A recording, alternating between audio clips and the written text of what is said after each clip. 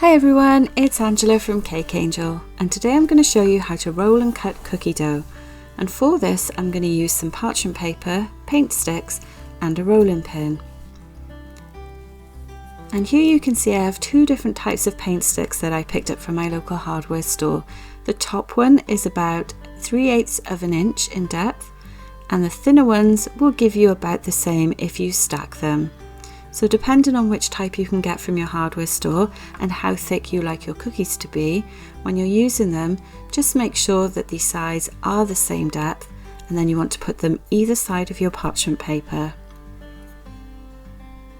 Then we're going to take our cookie dough and we're going to pop the second piece of parchment paper on top. And the reason I'm using parchment paper is firstly so that it doesn't stick to the counter, and secondly so that it doesn't stick to the rolling pin. And as you roll, push nice and firmly, and your rolling pin will actually start to hit the paint sticks, and that means that you've achieved the right depth. So I'm going to give it a turn around and just go over it again and make sure everything is the same thickness. Again, your rolling pin will stop once it gets to the right depth.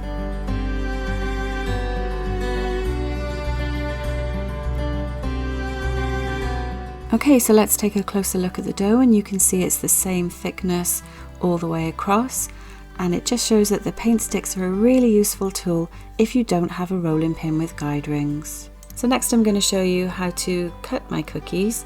So for this I need to hold the parchment paper still on the counter because it will move a little bit when you cut.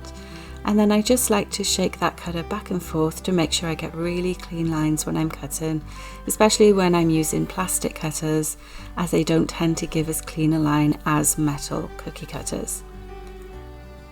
And then my excess dough I place in a bowl, and the reason I do this is because I prefer not to re-roll those pieces multiple times. So once my first batch of dough has been rolled out and cut, I'll then go back, re-roll my offcuts, and then roll them out again. So really you're only using that dough 2, possibly 3 times. And there you go, you can see my shape is nice and even, perfectly flat, lovely straight edges as well.